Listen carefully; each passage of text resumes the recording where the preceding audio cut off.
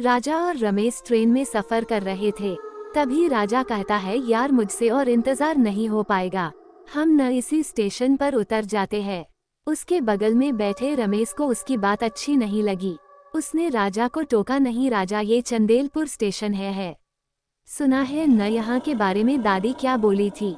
राजा जोर से हंसता है और कहता, रमेश क्या तू भी दादी के निशाचनी वाली बात पे विश्वास करता है? निशाचनी की बात सुनते ही रमेश की सिट्टी पिटी गुल हो गई। रमेश ने झांक के बाहर देखा, स्टेशन पूरी तरह अंधेरा और सुशानन था। दूर दूर तक कोई यात्री नहीं दिख रहा था।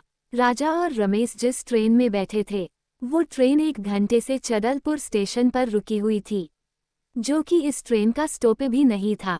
आसपास देखते ही राजा फुसफुसाया, अरे नाम मत ले उसका, नहीं तो वो निशाचनी आ जाती है। अंदर ही अंदर रमेश बहुत डरा हुआ था। राजा रमेश की हालत देख के अपनी सीट से उठकर ट्रेन के दरवाजे की तरफ बढ़ते हुए बोल पड़ा, सिर्फ मारती थोड़ी है, मारने से पहले जन्नत भी तो दिखाती हैं। वैसे भी तेरी गर्लफ्रेंड नहीं है ना, पिशाचनी से ही उसका एक्सपीरियंस ले लियो। हंसते हुए आंख मारकर राजा ट्रेन से उतर गया। रमेश राजा को रोकना तो चाहता था पर राजा एक न सुनी। अब रमेश के पास कोई भी चारा नहीं था, इसलिए राजा के पीछे पीछे उतर गया।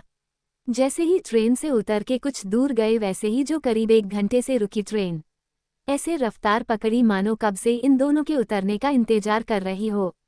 अरे देख, चल पड़ी ट्रेन, कुछ देर बैठे जाते तो इस मनुष्य स्टेशन पर तो नहीं उतरना पड़ता।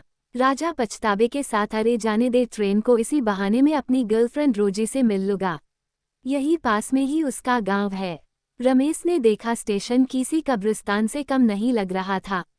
तभी उसकी नज़र सामने चंदेलपुर लगी बोर्ड पे गई। रमेश ने जो बोर्ड पे देखा वो उसके होश उड़ाने के लिए काफी था। रमेश जोर से चीख उठा, खून खून। राजा ने हड़बड़ा के पूछा, कहाँ है खून? रमेश ने बोर्ड के तरफ इशारा किया। जब राजा ने बोर्ड की तरफ देखा उसे कुछ भी दिखाई नहीं दिया। वो रमेश पर झलला उठा, पागल हो गया है क्या? एक तो यहाँ इतना अंधेरा है कि किसी को ये बोर्ड भी ढंग से न दिखे, और तुझे उस पर खून नजर आ रहा है। रमेश ने दोबारा बोर्ड पर देखा, उसे भी खून नहीं दिखा। उसे लगा ये शायद उसका वहम हो। वो अभी आगे बढ़ा ही था, तभी उसकी नज़र स्टेशन मास्टर के कमरे पे गई।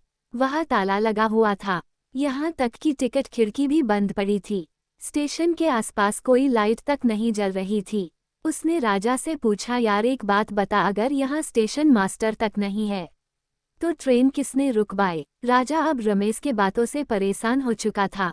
भाई ट्रेन है, रुक गई, मेरी रोजी का जन्मदिन है, बस उसी को सरप्राइज देने जा रहा हूँ। मुझे कोई निशाचनी पिशाचनी मेरी गर्लफ्रेंड के पास जाने से नहीं रोक सकती।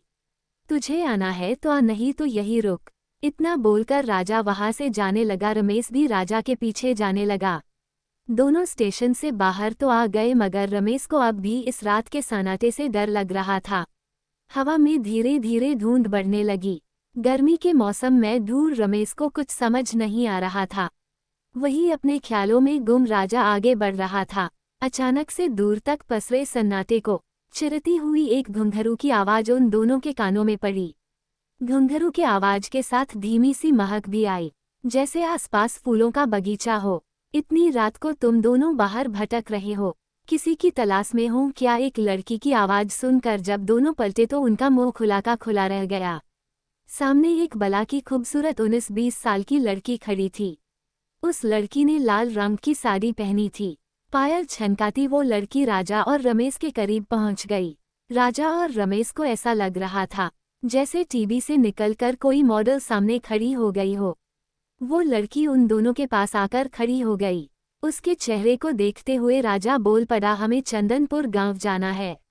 वो लड़की हंसकर बोल पड़ी, चंदनपुर तो बहुत दूर है, सुबह कोई सवारी मिले तो चले जाना, अभी अंधेरे से डर नहीं लगता क्या?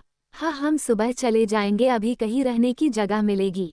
रमेश ने राजा के बोलने से पहले उत्तर दे दिया। उस लड़की ने रमेश के आंखों में आंखें डाली और बोली, यहाँ आसपास तो कोई ऐसी जगह नहीं है, लेकिन तुम चाहो तो मेरे घर आज रात रह सकते हो। रमेश ने राजा की तरफ देखा।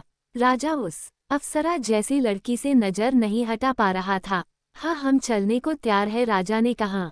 रमेश को अचानक इतनी रात में लड़की का मिलना उसे कुछ ठीक नहीं लग रहा था। वो राजा को कुछ कहना चाहता था, मगर राजा उस लड़की के पीछे चलता जा रहा था, जैसे उस औरत ने राजा को अपने बस में कर लिया हो। कुछ ही देर में वो लोग एक हवेली के सामने आकर खड़े हो गए।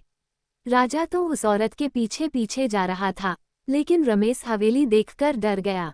वो राजा को रोक लेना चाहता था, लेकिन वो अपनी जीभ तक नहीं हिला पा रहा था, मानो उसकी जीभ उसकी बस में थी ही नहीं।